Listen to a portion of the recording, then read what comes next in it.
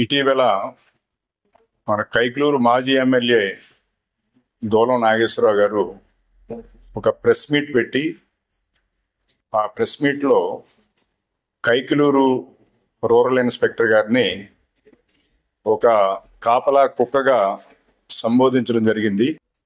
ఇది చాలా దురదృష్టకరం. గతంలో మీరు ఒక శాసనసభ్యుడిగా విధులు నిర్వర్తించినప్పుడు అప్పటికి కూడా మీరు ఆ అనుభవాలతోటి మాట్లాడినట్టుగా మాకు అనిపిస్తుంది.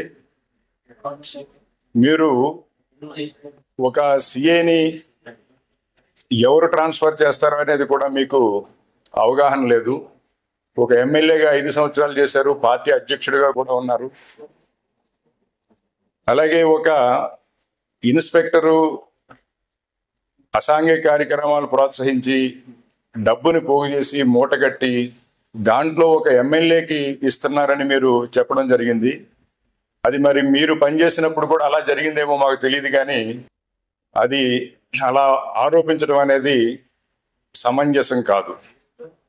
నోటి దోలెక్కి మాట్లాడితే మీ దోల తీర్చేసే సమయం వస్తుంది. పోలీసు ఎవరినైనా సరే పోలీస్ అధికారులని నోటి దోలెక్కి మాట్లాడకూడదని ఈ సందర్భంగా నేను విజ్ఞప్తి చేస్తున్నాను. అలాగే అక్కడ కైకలూరులో జరిగినటువంటి సంఘటన, దాంట్లో ఉభయులు ఇరు వర్గాలు ఘర్షణ పడి కొట్టుకున్నప్పుడు పోలీసు చాలా చాకచక్యంగా పనిచేసి వాళ్ళని ఆపటమే కాదు, ఇరు వర్గాల మీద కూడా మనం కేసులు నమోదు చేయడం జరిగింది. ఆ సందర్భంగా మీరు ప్రెస్ మీట్ పెట్టి పోలీసు అధికారులు బాగా పనిచేశారని చెప్పింది మీరే.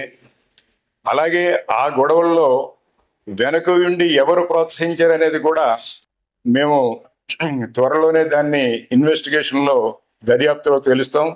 ఈ దర్యాప్తు జరుగుతున్న సమయంలో కొన్ని కంగారు మాటలు కూడా మీరు మాట్లాడుతున్నారేమో అనిపిస్తుంది.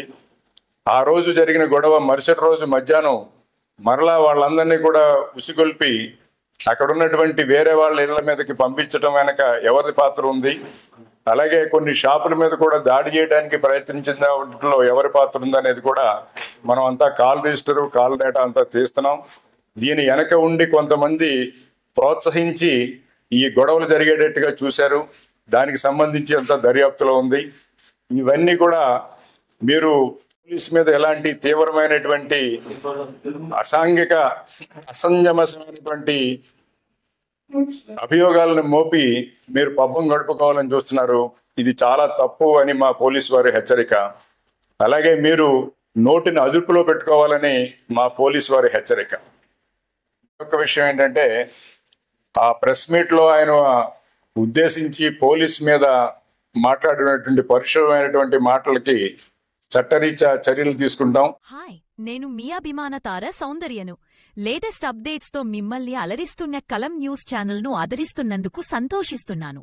ప్లీజ్ సబ్స్క్రైబ్ చేసి అండగా ఉంటారని ఆశిస్తూ ఇప్పటికీ ఎప్పటికీ మీ మదిలో నిలిచే మీ సౌందర్య.